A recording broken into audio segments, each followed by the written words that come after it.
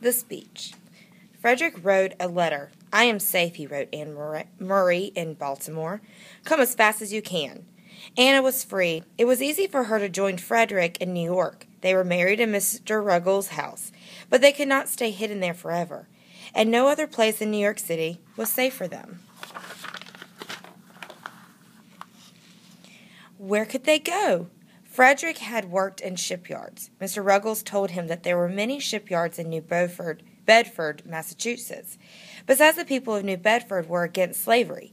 Frederick would be much safer there, but not safe enough. The slave catchers were still looking for Frederick Bailey.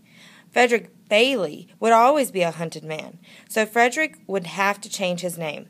He changed his last name to Douglas. "A new name for a new life," he told Anne proudly. And the young couple settled down in New Bedford. By the end of their first year, they had a baby daughter. Another year passed, and Frederick's first son was born. Frederick had to work hard to support his growing family. He chopped wood, dug cellars, moved rubbish. He swept and scrubbed and loaded the big ships that sailed in and out of New Bedford harbor. He worked in a brass factory. He sawed logs in a sawmill. He took any job he could find. He worked very hard. He did not earn very much money, but Frederick didn't care. He was living as a free man at last. But what about those that were not free? There were still among 3 million slaves in the South. What about them? Frederick wanted so much to help in some way. But what could he do? He was only a poor runaway slave himself. One day, Frederick went to Nantucket for a meeting of the abolitionists, the men who were working to end slavery. All morning he listened to speeches. Then it was noon. Most of the people got up. They wandered outside to eat lunch on the lawn. They talked to the people they knew, but Frederick didn't know anyone, so he stayed in his seat. "Mr. Douglas," a man was standing by his side. "My name is William Coffin. I have heard you speak about slavery in New Bedford." Frederick had given a few talks at the Negro Methodist Church. "We would like you to say a few words to us here." Talk to these important men? What could he possibly have to say to them? "I have no fine words. I have nothing to say," Frederick said. Mr. Coffin smiled. "But you have something better than fine words, Mr. Douglas. You have a story to tell, the story of your life as a slave."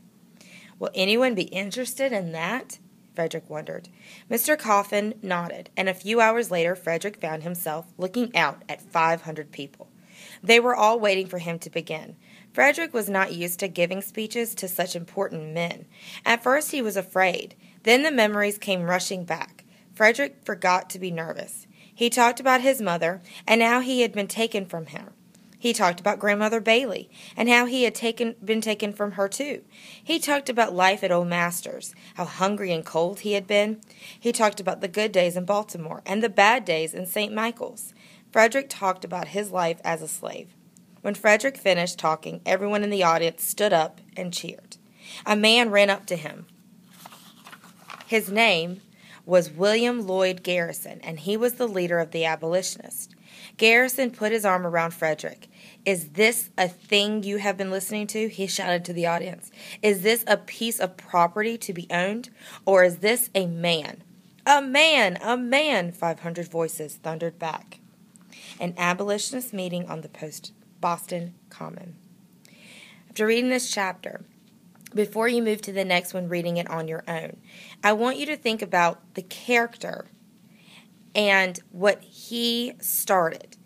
Why is this an important event to what happened later for slaves?